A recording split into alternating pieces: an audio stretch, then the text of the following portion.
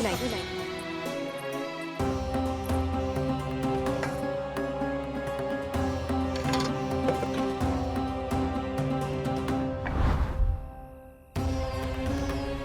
तनिक बेचारा शेष ना है, मैं क्या खिलाऊं गयाओं को। चल चल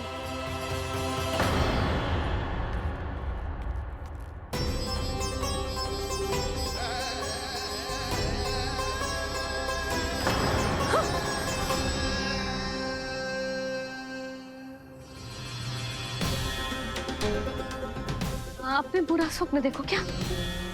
तुमने भी?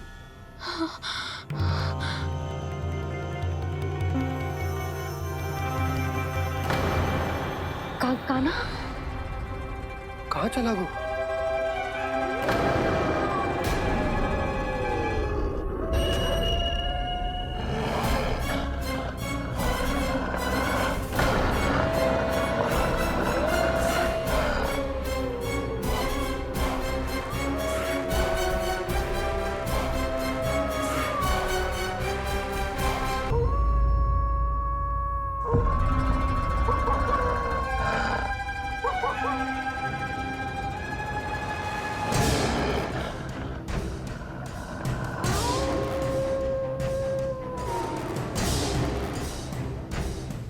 भेड़िया वो भी गोकुल में कैसे?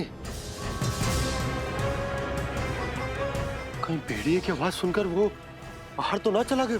जी आप क्या कह रहे हो? कान्हा, कान्हा, कान्हा, कान्हा, कान्हा। पूनम मौसी, कान्हा को देखो है क्या?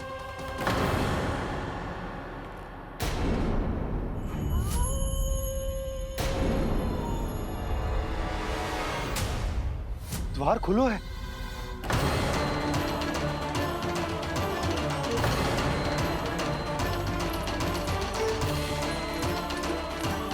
कान्हा, कान्हा,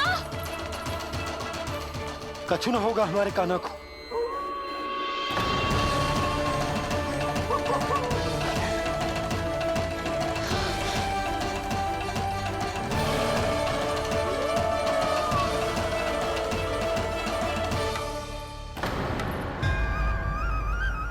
कान्हा, कान्हा,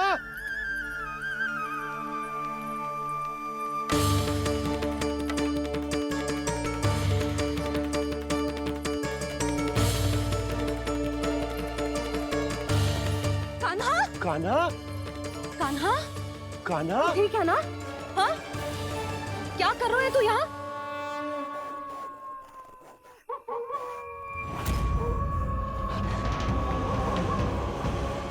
ये स्वर कैसा है मैया?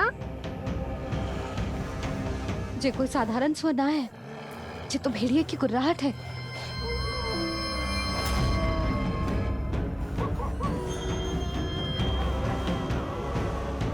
भेड़िया ना, भेड़ियों की लगता है पूरो को पूरो झुंड गांव में घुसा है। शीघ्र घर चलो जी, मुझे बहुत भय लग रहा है। और भोला बंसी को कहो द्वार के आगे पहरे के लिए आ जाए। अब चलो भी, आप क्या देख रहे हो? हमारी तो रक्षा हो जाएगी यशोदा, पर इन गांव वालों का क्या? उनकी रक्षा कौन करेगा? पहले यहाँ से चलो।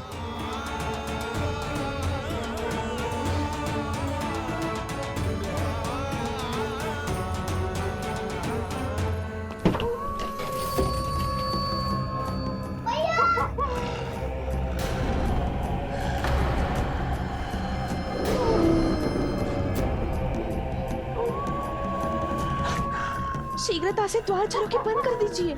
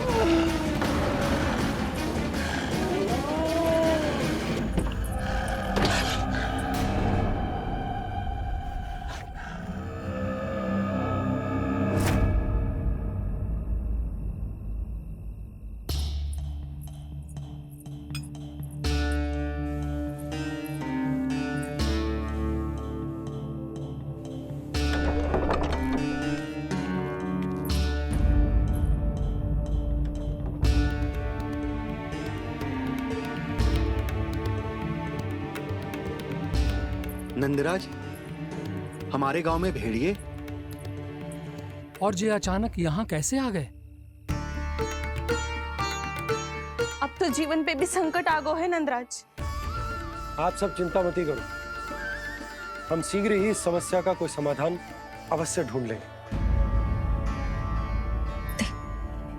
सुलक्षणा, चिंता मत करो, लो जल लो।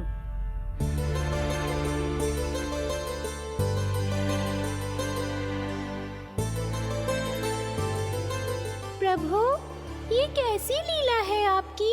लीला नहीं मुरली, ये प्रयास है मेरा, ताकि मेरे माता पिता सभी गांववासी इस स्थिति की गंभीरता को समझ पाए। चिंता चिंतन करने का समय नहीं है, अब समय है कर्म करने का, सदैव सदैव के लिए गोकुल छोड़ के जाने का।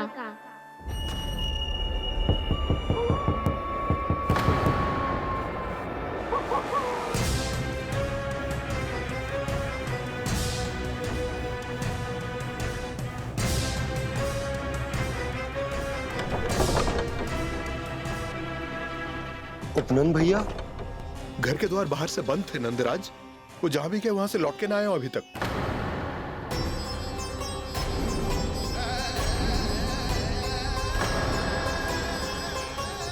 गोकुल में क्या हो रहा है नंदराज?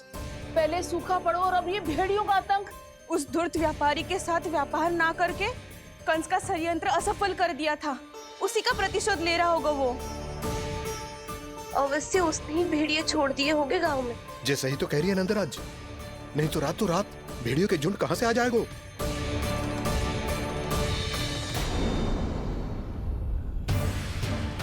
महाराज कंस की क्रूरता के बारे में हम सब जानते हैं, और मुझे लगता है कि इस बार इस संकट का कारण महाराज कंस ना है, बल्कि सूखा है। आसपास के वन में जल की एक बूंद भी शेष ना है। पास के गांव के जलाशयों का जल कब का सूख चुका है। यदि जल शेष बचो है तो वो केवल हमारे गोकुल में। इसीलिए जल खोजते खोजते वो यहां तक आए होंगे। कहीं और ना जा सकते थे? हमारा गोकुल ही मिला था उन्हें। तब तो फिर गोकुल भी सुरक्षित ना है। पर मौसी, हाँ, ये संकट तो दिन प्रतिदिन बढ़ते जा रहे हैं। जीजी, आज तो आपने आश्रय दे दिया, पर प्रतिदिन यहाँ रात कैसे बिताएंगे? रात तो छोड़ो, अब तो दिन में भी घर से निकलते भय लगेगो। असली समस्या तो ये है कि इस भयंकर सूखा में शीघ्र ही गोकुल के जल तो सूख ही जाएगा। और फिर कैसे रहेंगे हम यहाँ? ऐसे में तो शीघ्र ही गोकुल को सारो अनाज समाप्त हो जाएगो नंदराज। गैयाओं का चारा तो पहले ही हाथ रोक रोक कर देना पड़ता है। पर अब हम करें तो करें क्या? कैसे बचाएं हम अपने प्राण? क्या ऐसे ही मृत्यु आनी है, भूख से तड़प तड़प के? हाँ, कहाँ जाए हम? बताइए ना।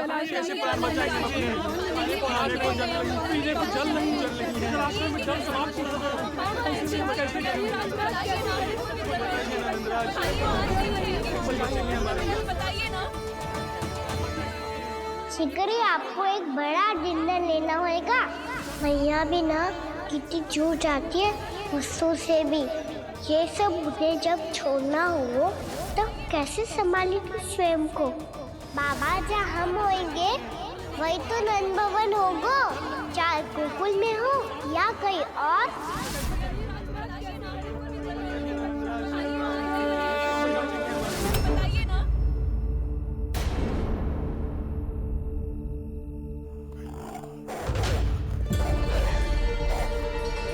ये भेड़ियों की घुर्राहट सुन रहे हो आप लोग?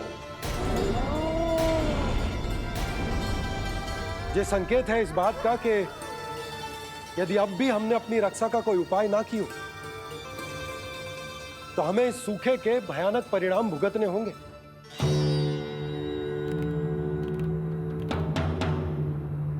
श्री नारायण का धन्यवाद जो भेड़ियों के माध्यम से हमें सावधान कर दिया। पर अब और कोई चारा ना है। हमें अपना घर, अपना सब कुछ, अपनो गोकुल छोड़कर जानो पड़ेगा। अपनो गोकुल छोड़कर जानो पड़ेगा।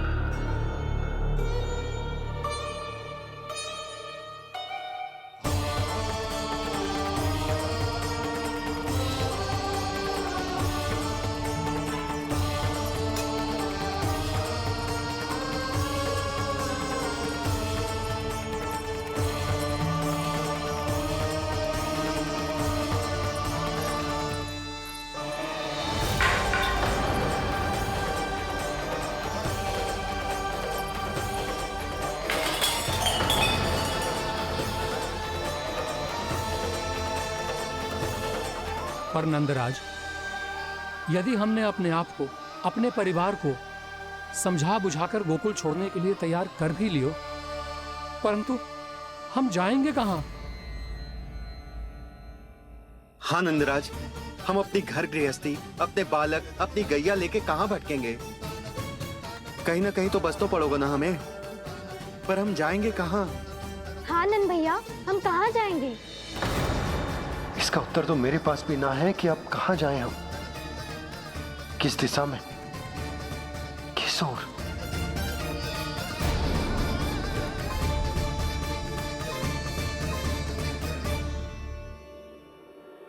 इन्होंने ऐसा सोचा भी कैसे?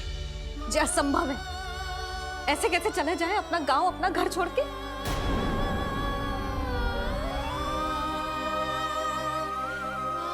मैया घबरा क्यों रही हो? मैया आप ही तो कहती हो नारायण जो करेंगे अच्छा ही करेंगे।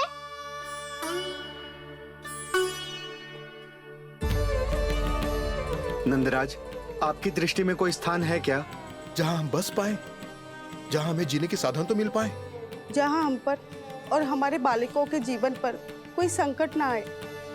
हाँ नंदराज, बताओ, हम गोकुल छोड़कर जाए तो जाए कहाँ? वृंदावन, वृंदावन।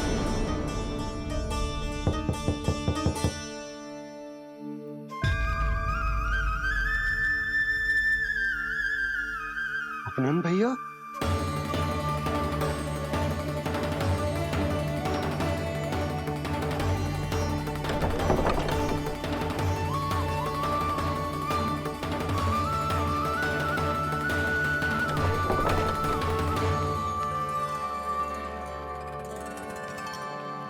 आप कहाँ चले गए थे भैया? चिंता हो रही थी। कल मुझे एक दिव्य संकेत मिला था। यदि मैं गोकुल की सीमा से बाहर जाकर उत्तर दिशा की ओर बढ़ूं, तो मुझे हमारी समस्या का समाधान अवश्य मिल जाएगा। इसीलिए भोर होते ही मैं घर से निकल गया। और तुम्हें विश्वास नहीं होगा आनंद, सिर्फ 1.25 प्रहर में मैं उस स्थान पर पहुंच भी गया। उस क्षेत्र के यात्री और ऋषिमुनि उस स्थान को वृंदावन के नाम से पुकारते हैं। वृंदावन, वृंदावन, वृंदावन। वृंदावन?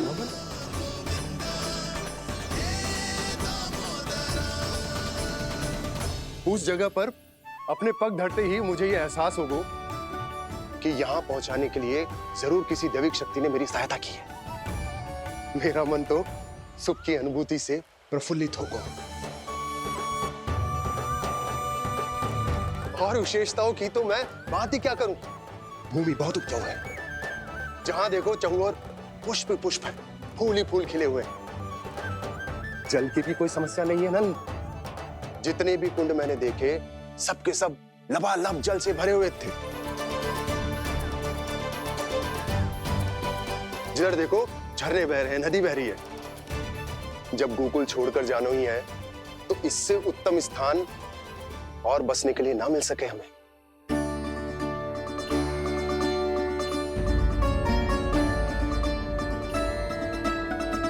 मुझे तो लगता है कि प्रभु श्री नारायण ने हमारे लिए पहले से यह स्थान चुनकर रखो।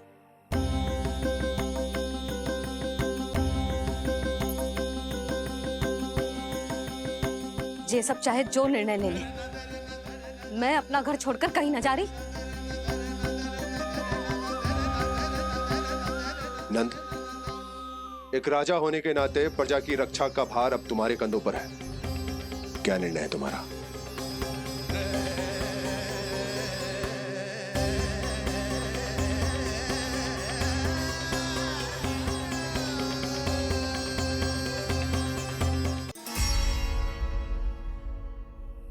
हम वृंदावन जाएंगे।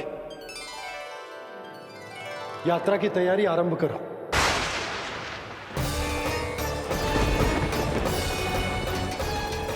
नंद जी,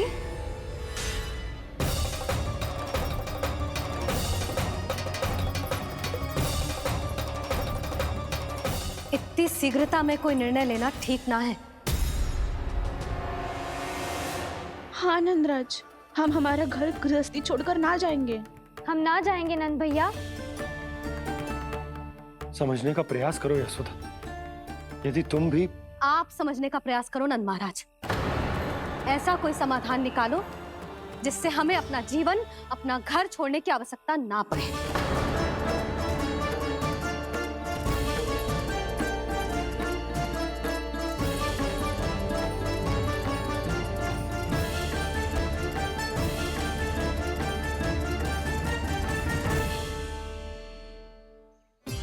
स्थिति कुछ ऐसी है कि मैं चाहकर भी अपना निर्णय ना बदल सकता, इसलिए हमें यात्रा की तैयारी आरंभ करनी होगी। और उसके लिए सबसे पहले हमें अपने अपने परिवार वालों को मनाना होगा।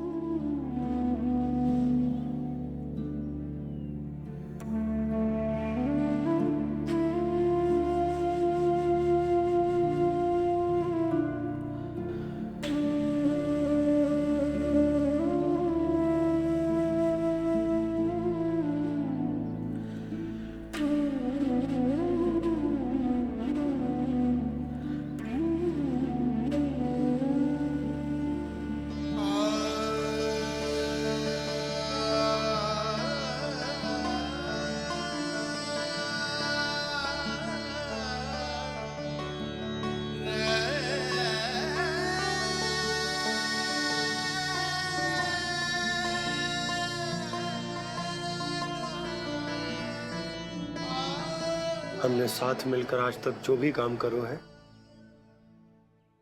उसमें सदैव सफलता पाई है यशोदा। आज भी मुझे तुम्हारे साथ की आवश्यकता है।